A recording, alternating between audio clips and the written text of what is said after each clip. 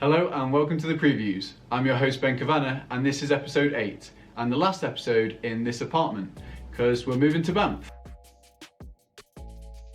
If you're a living, breathing human, then the odds are you've seen the 80s classic Labyrinth with one of the greatest artists of all time, David Bowie. Who am I? David Bowie? Well, the good news is the film is getting a sequel. The original Labyrinth is a cult classic with some creepy puppets, catchy songs, and just outright strange happenings. You remind me of the babe. Babe with the power. Power of voodoo. You do. Remind me of the babe. Director Scott Derrickson, who directed the first Doctor Strange and then later left the second one due to creative differences, will be directing the new sequel of Labyrinth. I'm interested to see how they'll go about making this film, as most remakes nowadays contain a colossal amount of digital effects. The practical effects of the first film is what made it so endearing to generations of children. It'll be hard to capture the magic of the first film, especially without David Bowie, but I'm sure this sequel will be worth a watch. Some more coronavirus pushback news now. Unfortunately, we won't be seeing Edgar Wright's next film until the 23rd of April 2021. Last Night in Soho is a psychological horror, partly set in the 1960s. Reportedly, it will include elements of time travel. Wright cited British horror classic Don't Look Now as inspiration for the film. And if you've seen Don't Look Now, then Last Night in Soho is bound to be all kinds of crazy and weird. I'm eager to see how Wright's directing style will change, as most of his other films have been in the realm of comedy. And I'm not certain that Wright's signature crash zooms and wipe transitions will lend themselves to the style of horror.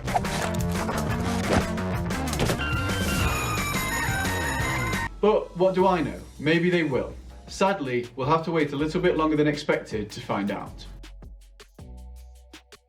With everything that's going on with the coronavirus, it's important to remember those people who put themselves under immense pressure and even risk their lives to give us the healthcare that we need. This new Netflix documentary, Lenox Hill, was shot before the coronavirus took over our lives, but still shows the hardships that nurses, doctors and healthcare professionals endure to help those who need it the most. Though the constant lockdown and virus news can be quite overwhelming, these types of shows help lift spirits and show us just how great humanity can be when they come together and help one another.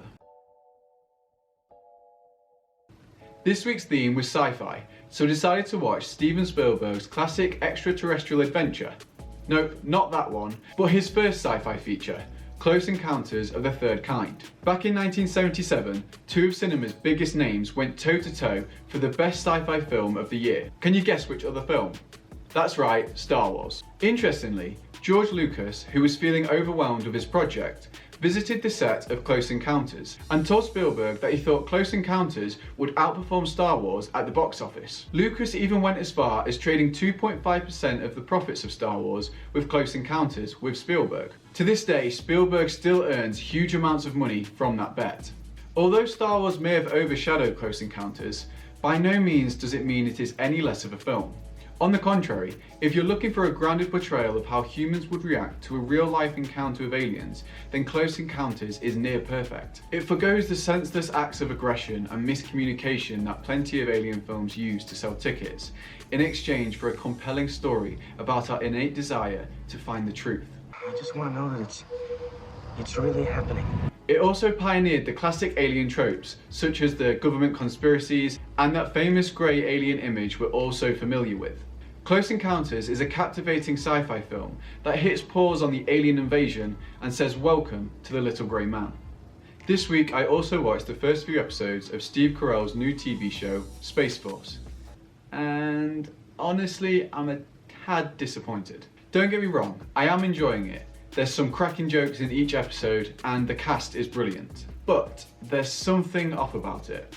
The show's creators, Steve Carell and Greg Daniels, work together on The Office. And though for the most part, each episode of The Office could be watched standalone without too much confusion, the real driving force behind the show was the love story between Jim and Pam. We're introduced to these two characters who obviously have feelings for one another. And in classic sitcom fashion, we're teased with a will they, won't they? Whereas with Space Force, our introduction to the characters is that they have the collective mission of sending a satellite into orbit.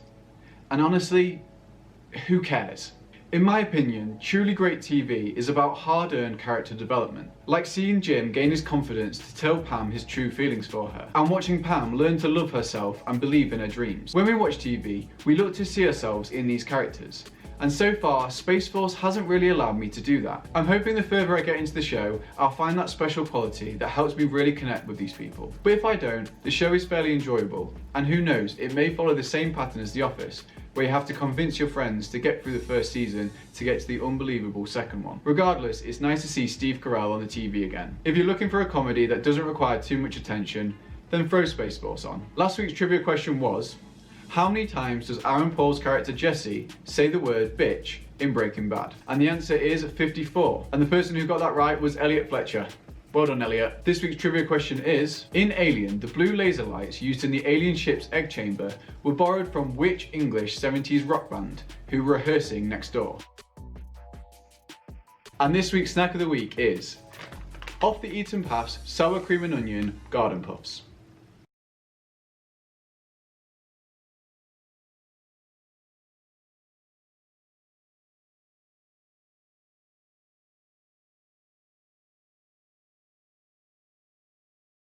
I'd just like to take a moment to show my support to the families of George Floyd, Breonna Taylor, and to the other black people who were murdered by the police who swore to protect and serve them. Whether you like it or not, America is one of the most influential countries on this planet. And what happens there has an impact across the globe. When white supremacists and fascists are given positions of power and authority, such as a police officer or the President of the United States, then this only helps embolden far-right groups across the world to discriminate against people of colour and minorities. If you see injustice, then speak up. Write to your local MP. Donate to the charities that aim to stop these wrongdoings from happening again. Protest. Be the change that you want to see. Because all life is precious, and no one deserves to lose theirs over the colour of their skin or any other form of discrimination.